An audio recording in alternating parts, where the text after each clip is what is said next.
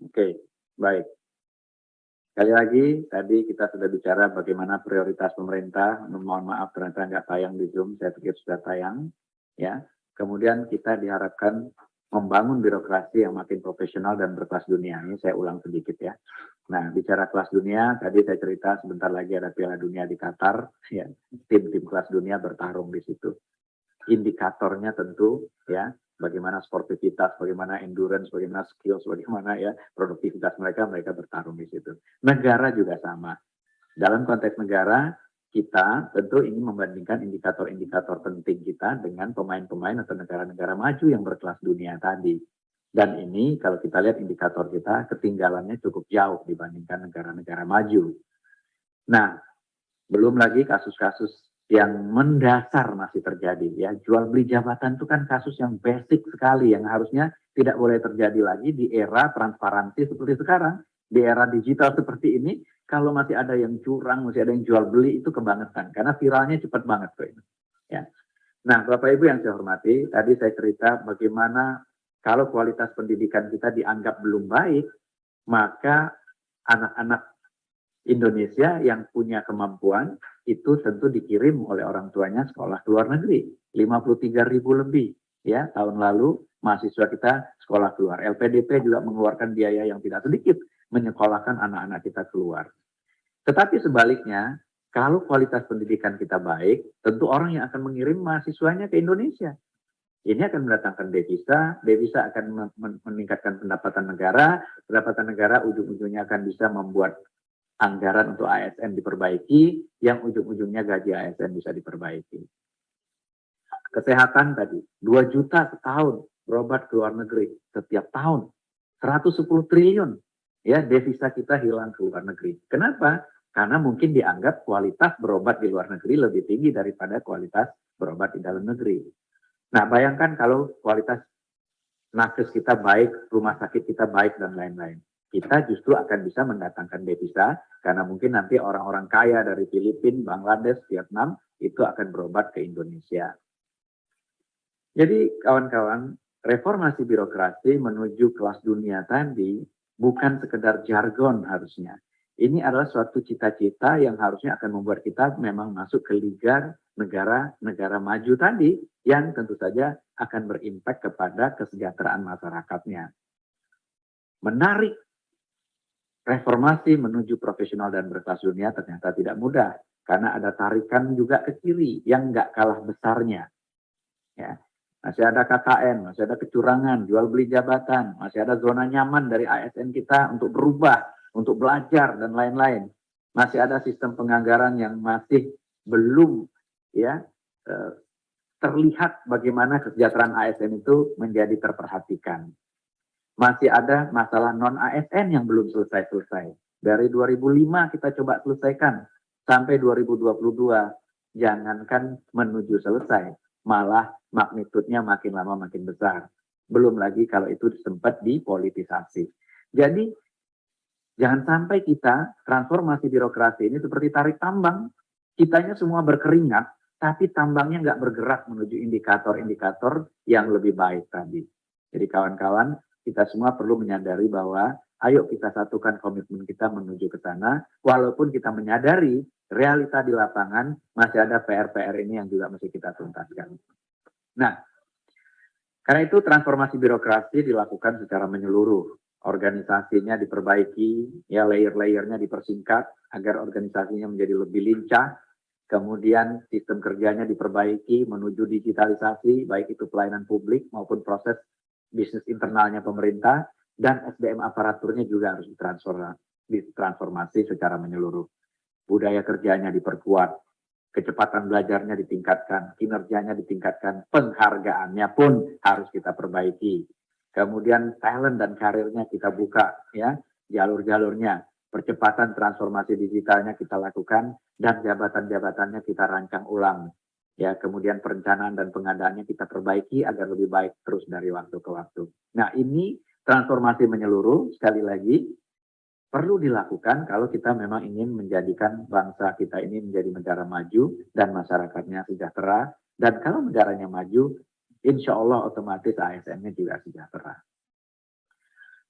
Postur ASN kita saat ini 4,2 juta ya, di tahun 2022 ini 4,2 juta. Dan di di awal tahun lalu 42% itu jabatannya adalah jabatan pelaksana. Nah, jabatan pelaksana by definition adalah jabatan-jabatan yang melaksanakan pekerjaan-pekerjaan yang mudah dipelajari, berulang, ya, repetitif, ya. Dan ini tentu rentan sekali terkena disrupsi.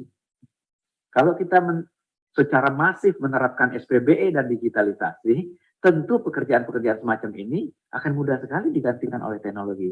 Nah, beruntung kalau data terakhir yang saya peroleh bulan Agustus sudah turun ke 39% ya dari 42% ini, karena kita stop dulu merekrut pelaksana. Ya, karena kalau kita rekrut terus nanti piramidanya makin besar di bawah. Pada waktu kita going digital, maka ini nanti akan tentu saja terpengaruh. Jabatannya akan hilang dan perlu ada mobilisasi ke jabatan-jabatan lain. Di negara-negara maju, piramidanya sudah terbalik.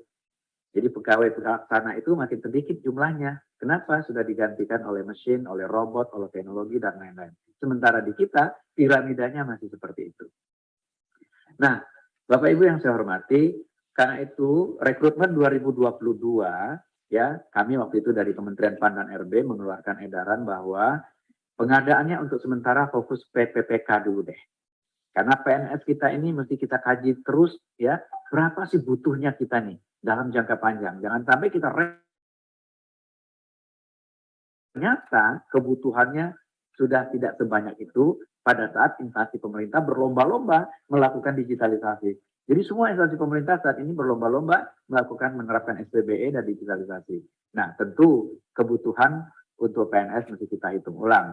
Itulah sebabnya mengapa 2022 pengadaan ASN ini kita fokus dulu PPPK. Insya Allah 2023 setelah kita coba kaji ulang nanti, ketemu kebutuhannya, kemudian PNS tentu kita akan rekrut kembali sesuai dengan prioritasnya. Jadi ada 4 hal yang kami sampaikan di surat edaran Menteri PAN RB nomor B1161 di tahun 2021 yang lalu. Pertama, pandemi COVID ini dengan penyederhanaan birokrasi yang kita lakukan tentu merubah pola kerja kita dalam birokrasi. Karena itu fokus dari rekrutmen kita 2022 ini adalah pada pelayanan dasar dulu yang memang dibutuhkan oleh masyarakat. Dalam konteks ini adalah guru dan tenaga kesehatan. Dan yang ketiga, kita masih punya PR menyelesaikan kawan-kawan honorer STHK 2. Karena itu fokus rekrutmennya, ya, guru dan tenaga kesehatan haruslah memberikan prioritas kepada THK 2 ini. Karena kalau tidak nanti nggak selesai-selesai, sementara kita rekrut terus yang baru begitu. Nah, tentu sistem rekrutmennya kita perbaiki. Dan kemudian gaji dan tunjangannya diusulkan oleh instansi dan daerah, dan kita usahakan bahwa untuk pelayanan dasar ini dipenuhi anggarannya. Nah, inilah prioritas kita di tahun 2022. Pada tahun sebelumnya, 2021, kita sebetulnya sudah memberikan afirmasi kepada THK 2, guru non-ASN dan lain-lainnya, yang punya sertifikasi, yang di atas 35 tahun, THK 2, sudah diberikan afirmasi. Tetapi rupanya proses yang kita lakukan seperti itu belum menyelesaikan masalah. Ya, misalnya THK 2-nya lulus dengan afirmasi, ya, lulus ambang batas, tetapi rankingnya kalah oleh pelamar baru, pelamar umum. Sehingga akhirnya formasinya diisi oleh pelamar umum. Pelamar umumnya masuk ke sekolahnya, THK-nya tetap jadi honorer di sekolahnya. Nah, belajar dari situ, kita tentu ingin memperbaiki terus tahun ini dan tahun-tahun ke depan. Jadi, tahun lalu, walaupun Kemendikbud menyatakan kita butuh guru, jumlahnya itu 1 juta lebih begitu, ternyata formasi yang disampaikan itu hanya 500-an, dan kemudian yang lulus itu sekitar 293.000 dan seterusnya. Nah, dalam konteks inilah perbaikan-perbaikan kita lakukan di tahun 2022. Jadi kebutuhan nasionalnya kita hitung, ya, dan kemudian formasinya diusulkan, kemudian kita tetapkan. Apa yang membedakan tahun lalu dengan tahun sekarang dalam konteks menghitung formasi dan mengusulkan formasi serta menetapkan formasinya? Jadi tahun ini sudah ditetapkan 522.244 formasi untuk tahun 2022 ini. Nah, Terkait dengan guru, sudah kita keluarkan Permenpan nomor 20 tahun 2022, di mana pengadaan PPK JF guru ini ada konteks prioritas dan pelamar umum. Jadi konteks pelamar prioritas adalah orang yang tahun lalu ikut tes dan sudah lulus ambang batas. Itu kita prioritaskan dulu untuk mendapatkan formasi. Kemudian PHK 2 kita prioritaskan dulu untuk mendapatkan formasi di sekolah asalnya, dan seterusnya tenaga non ASN yang terdaftar di Dapodik.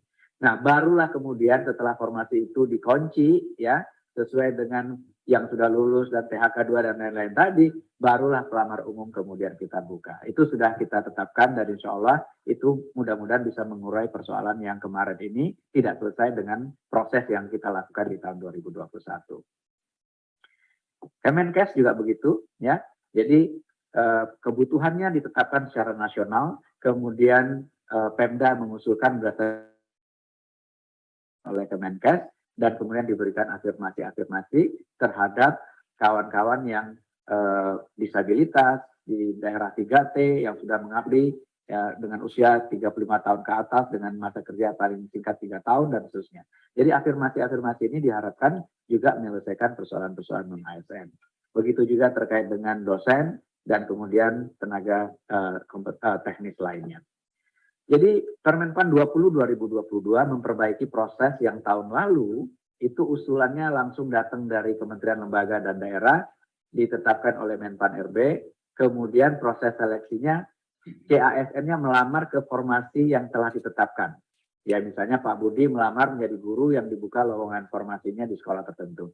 Nah ternyata dengan proses seperti itu, dibuka formasinya kebutuhannya oleh Kemendikbud 1,2 juta, ternyata formasi yang diusulkan itu adalah 500.000 dan yang lulus hanya 293.000. Dan yang membuat kita juga perlu memperhatikan ini lebih detail adalah ternyata lowongan guru di daerah 3T itu lebih dari 117.000 tidak ada pelamarnya. Jadi kita butuh guru tapi nggak ada yang ngelamar begitu. Nah ini kan tentu perlu kita perbaiki. Padahal passing grade-nya sudah kita turunkan terus, yang bisa berakibat kualitas guru kita turun terus dari waktu ke waktu. Nah 2022 kita berharap formasi oleh Pemda itu berdasarkan data rekomendasi dari Kemendikbud. Karena Kemendikbud lah yang punya informasi kebutuhan secara nasional. Nah berdasarkan itu kita harapkan Pemda mengusulkan kebutuhannya. Namun ternyata kita masih punya challenge. Ya, kita merasa ya Kemdikbud merasa dengan Kementerian Keuangan anggarannya sudah disediakan, tapi Pemda merasa anggarannya belum disediakan secara penuh. Nah ini juga ternyata masih jadi PR buat kita perbaikan lagi ke depannya. Tetapi paling tidak sekarang Pemda dalam hal mengusulkan formasi sudah mengacu kepada perhitungan secara nasional yang ditetapkan oleh Kemendikbud. Dan proses seleksinya berdasarkan prioritas yang tadi saya ceritakan.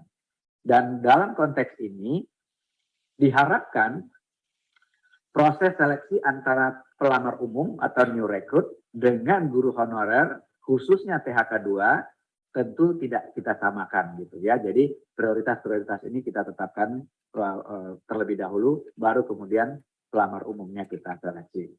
Dan alokasi formasi itu bisa dilakukan oleh Pemda kepada daerah-daerah yang membutuhkan yang barangkali ya pelamarnya tadi tidak ada di tahun lalu itu. Jadi sekarang pelamar umum bisa dialokasikan oleh Pemda ke sekolah-sekolah di daerah 3T yang tadinya tidak ada pelamarnya. Jadi mudah-mudahan distribusi guru kita juga menjadi lebih baik tahun ini dibandingkan proses rekrutmen yang kita lakukan tahun lalu.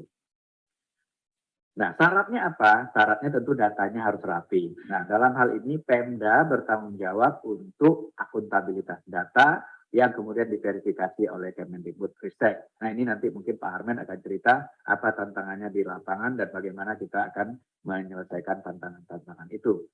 Dan sekali lagi, pelamar umum kita buka tetap, tetapi setelah terlebih dahulu kawan-kawan yang tahun lalu lulus ambang batas, yang PHK 2, yang non-ASN terdaftar di Dapodik, itu kita berikan prioritas terlebih dahulu untuk masuk ke dalam formasi yang ada di sekolah asal mereka. Baru kemudian kita buka untuk pelamar umum di yang memungkinkan juga pelamar umum ini ditempatkan oleh Pemda sesuai dengan kebutuhan daerah. Ya, apakah itu daerah 3T atau bukan. Kemudian terkait dengan jabatan fungsional tenaga kesehatan, kita sudah mengeluarkan juga Kepmen nomor 968 tahun 2022, di mana peserta juga prioritasnya adalah PHK 2 dan tenaga non-ASN yang terdaftar di Sistem Informasi Sumber Daya Manusia Kesehatan. Jadi prioritas kita berikan kesempatan terlebih dahulu kepada PHK 2 dan kepada non-ASN yang terdaftar, dan kemudian kita berikan afirmasi-afirmasi. Dan persyaratan-persyaratannya juga sudah dinyatakan sedemikian, itu yang ya kita bisa lihat di layar. Jadi bagi jabatan yang mempersyaratkan STR itu terampil dan pertama dipersyaratkan minimum 2 tahun di situ ya, mudanya 3 tahun, madianya 5 tahun. Nah, bagi yang tidak mempersyaratkan STR itu 3 tahun dan 5 tahun. Kemudian diberikan afirmasi ya, sekali lagi diberikan afirmasi kepada 3T itu 35% afirmasinya, kepada usia di atas 35 tahun 25% ya, disabilitas 10% dan seterusnya. Mudah-mudahan dengan begini yang PHK 2, yang non ASN yang sudah mengabdi tadi lebih dari 2 tahun atau 3, betul-betul mendapat prioritas terlebih dahulu mendapatkan formasi sebelum pelamar umum masuk. Kemudian terhadap JF teknis, kita juga sudah siapkan kemungkinan untuk memasukkan formasi untuk jenjang pemula, terampil, ahli pertama, ahli muda, ahli madya dengan requirement yang ditetapkan melalui Kepmen yang sudah kita keluarkan. Saya kira itu sebagai pengantar Pak Abah. Terima kasih sekali lagi kawan-kawan. Kita melakukan rekrutmen betul, seolah-olah ini business as usual, betul, setiap tahun kita lakukan betul, tapi jangan sampai lupa, tujuan kita adalah ingin mencapai ya cita-cita Indonesia menjadi negara maju dengan birokrasi yang profesional dan berkelas dunia. Ada realitas di lapangan, betul, harus kita balance dengan ya bagaimana realitas di lapangan itu kita coba selesaikan. Tentu tidak mungkin memuaskan semua pihak, tetapi paling tidak kita tidak lupa tujuan utamanya, kita mau ikut Piala Dunia.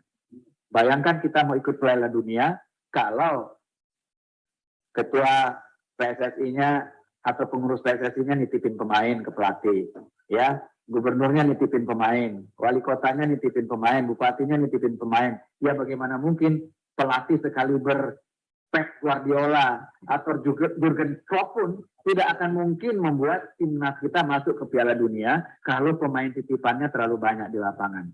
Ya, ini mudah-mudahan bisa menjadi ya ada orang dalam kata Pak Abah ya. Kalau orang dalamnya terlalu banyak, ya timnasnya nggak bakalan menang. Nah, mudah-mudahan kawan-kawan bisa memahami bahwa betul ada realitas di lapangan, tapi jangan lupa kepentingan 270 juta rakyat Indonesia tentu harus lebih mengemuka dibandingkan kepentingan kita sebagai bagian-bagian dari populasi yang lebih banyak tadi. Saya kira itu, terima kasih, mohon maaf jika ada yang kurang berkenan. Billahi taufiq wa hidayah. Assalamualaikum warahmatullahi wabarakatuh. Waalaikumsalam warahmatullahi wabarakatuh. Terima kasih Pak